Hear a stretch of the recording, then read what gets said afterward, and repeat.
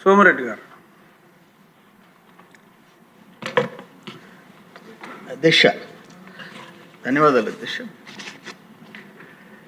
అధ్యక్ష, లాస్ట్ గవర్నమెంట్లో హోంశాఖ వాళ్ళ హోంలో ఉండిపోయింది అధ్యక్ష.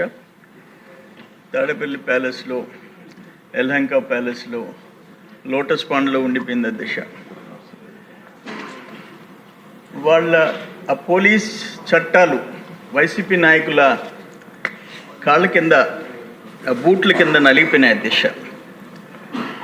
ఐఏఎస్లు, ఐపీఎస్లు వాళ్ళకున్న ఆ రైట్స్ని, పవర్స్ని నిర్వీర్యం చేశారు అధ్యక్ష. ఇక గత 5 years జరిగిన దారుణాలు నేను కళ్ళారా చూశా. నా మీద 18 కేసులు పెట్టారు, రాత్రింబౌళ్ళు పోలీస్ స్టేషన్లో కూర్చోబెట్టారు. ఇవన్నీ అనుభవించాం. ఒక్క విషయం మీ అందరి దృష్టికి తెస్తున్నా. అక్కడ క్వాజ్ మైన్, సర్వేపల్లి నియోజకవర్గం, రుస్తుం మైన్, పొదలకూరు మండలం. నేను డిసెంబర్ 2 వెళ్ళా, డిసెంబర్ 14 వెళ్ళా, 16 వెళ్ళా. దాదాపు 14 హిటాచీలు, 30 డంపర్లు పనిచేస్తున్నాయి. అక్కడున్న గిరిజనులు బాధలు చెప్పుకున్నారు. మా పైన ఆ బ్లాస్టింగ్ మెటీరియల్ పడుతుంది, ఇళ్ళంతా కదిలిపోతున్నాయి. అప్పుడు 16వ తేదీ నేను సత్యాగ్రహం కూర్చున్నా, కళ్ళారా చూశాను అధ్యక్ష. అక్కడి నుంచి నేను ప్రైమ్ మినిస్టర్కి, ఆనాటి మైనింగ్ మినిస్టర్ ప్రహ్లాద్ జోషి గారికి, ఆనాటి మైనింగ్ సెక్రటరీకి అందరికి పెట్టాము. ఆఖరణ జనవరి 1 ద్వివేది గారు స్టేట్ సెక్రటరీ మైనింగ్ ఆపారు. నేను అక్కడ కూర్చున్నప్పుడు 18th, 3rd డే వీళ్ళు హిజ్రాలు, 3rd జెండర్, మా సిస్టర్స్, ఈ ఫోటో మీకు చూపిస్తుండా. 2 బస్సుల్లో హిజ్రాలు నా మీదకి వచ్చారు.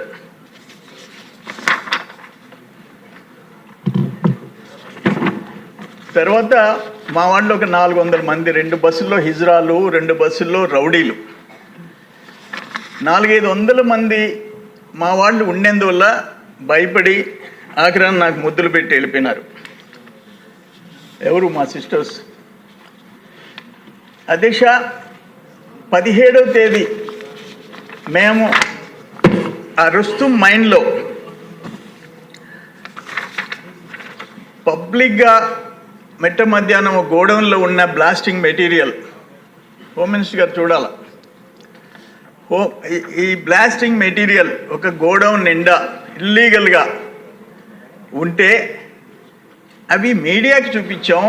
మెయిల్లు పెట్టి ప్రైమ్ మినిస్టర్ నుంచి, సెంట్రల్ మినిస్టర్స్ దగ్గర నుంచి chief secretary, DGP, DMG, collector, ఎస్పీకి పెట్టాం. ఒక్కరు యాక్షన్ తీసుకోలే. నన్ను లిఫ్ట్ చేశారు, అక్కడున్న స్టాక్ ఎత్తేసారు. ఈ స్టాక్స్ చూశారంటే ఇంతకంటే ప్రత్యక్షం ఇల్లీగల్ మైనింగ్. పోలీసులు ఆ హిజ్రాలకి సపోర్ట్గా ఉండి, నేను అక్కడ నైట్ ఆ ఫారెస్ట్ ఏరియాలో ఉన్న టెంట్ జనరేటర్ మీద నడుస్తుంటే అవి తీసేయమని చెప్పి హిజ్రాల్ని 2 బస్సుల్లో ముందు పంపించి వెనక పోలీసులు వచ్చారు అధ్యక్ష. అటువంటి దారుణాలు జరిగాయి. ఆఖరణ దుష్ముడుగా భావించినట్టున్నారు.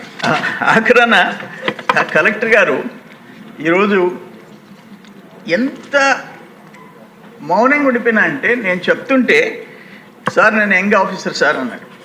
నువ్వు యంగ్ ఆఫీసర్ అయితే డైనమిక్ ఉండవయ్యా, ఇంత ఘోరాలు జరుగుతుంటే, ఇల్లీగల్ మైనింగ్ జరుగుతుంటే మీరు ఏం చేస్తున్నారు అని చెప్పి అడిగా.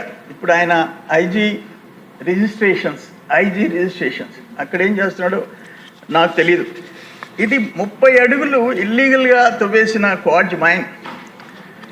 ఒక్కొక్క క్యూబిక్ మీటర్ టన్ 35,000 రూపాయలకు అమ్ముకున్న వాళ్ళు, కొన్ని కోట్లు, 100 కోట్లు ఇల్లీగల్ మైనింగ్.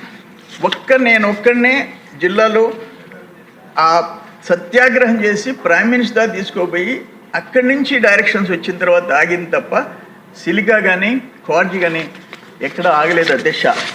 అటువంటి దుర్మార్గాలు జరిగినాయి. ఆయన ఒక మంత్రి, ఆ నియోజకవర్గంలో ఆ రోజు ఆయన ఒక మంత్రి, ఆయన మండలం ఆయన ఊరి పక్కన పట్టించుకున్న ఇది లేదు.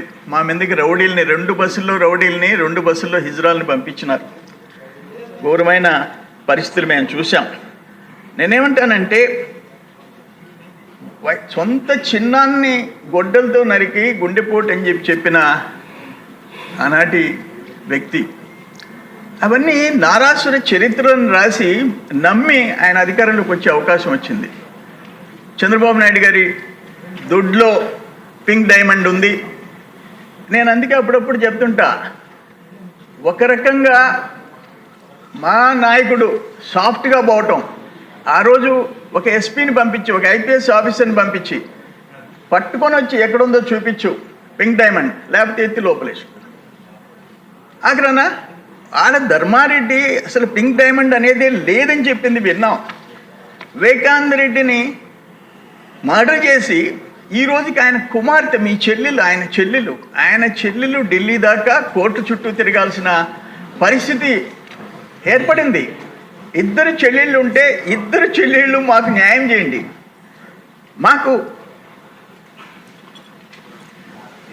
రక్షణ కల్పించండి. ఒక సొంత చెల్లెలు, ఒక చిన్నాన్న కూతురు. ఇటువంటి పరిస్థితుల్లో ఇంకా 5 సంవత్సరాల్లో రాష్ట్రంలో ప్రజలకి రక్షణ కలిగిద్దని ఎట్ట ఊహించగలం? కానీ ఇంత దారుణాలు చేస్తారని చెప్పేసి మనం ఎప్పుడు చూడలే.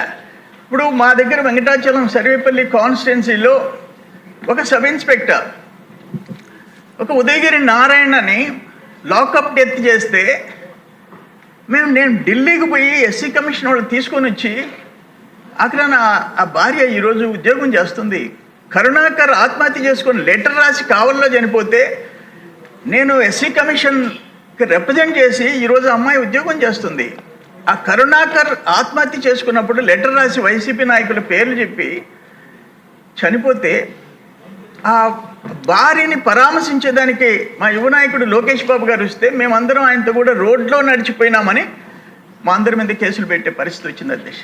అంటే నడిచిపోకూడదు. అమరావతి అక్కచెల్లెళ్ళు పాదయాత్ర తిరుమలకి చేస్తుంటే పొదలకూరు మండలం తిరిగిపోయేటప్పటికి ఒక ఓపెన్ రోడ్డు పక్కన ఉండే ఒక ల్యాండ్లో టెంట్లు వేసి మేము భోజనాలు పెట్టించేదానికి మిట్ట మధ్యాహ్నం ఎండలో వేస్తే పోలీసులు వచ్చి ఆ టెంట్లు పెరికేసి మీకు పర్మిషన్ చూపించండి అని పెరికేస్తే రోడ్డు మీద అక్కచెల్లెళ్ళు రోడ్డు మీద భోజనం చేయాల్సిన పరిస్థితి చెట్ల కింద నిలబడి అటువంటి దుర్మార్గాలన్నీ మేము చూసాం అధ్యక్ష.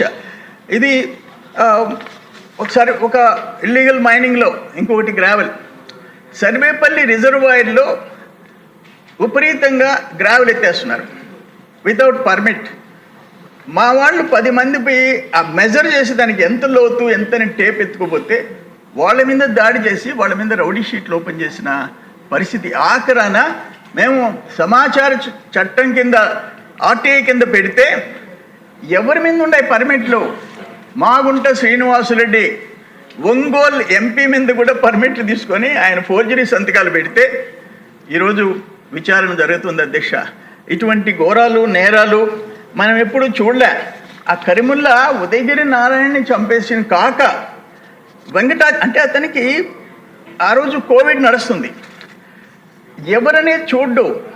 ఎవరో పిల్లలు 22 ఏళ్ల పిల్లోడు ఉస్మాన్ వెంకటాచలం ఎక్కడో చెట్టు కింద బీరు తాగుతున్నారు 2-3 ఫ్రెండ్స్తో. ఇతను పోయి కొడితే అతను ఒళ్ళంతా నొప్పులతో 22 ఏళ్ళ కుర్రోడు, పెళ్లి కాని కుర్రోడు ఇంటికి పోతే వాళ్ళ అమ్మ చెప్పింది, ఓపెన్గా చెప్పింది, అయ్యా రాత్రి ఒళ్ళు నొప్పులు కరిముల్లా ఎస్ఐ కొట్టాడు అని అంటే నేను కాపటం పెట్టాను, ఉదయం లేచేటప్పటికి మంచం మీద శవంగా తేలాడు అని చెప్పింది. ఇంకొక కుర్రోడు 45 సంవత్సరాలు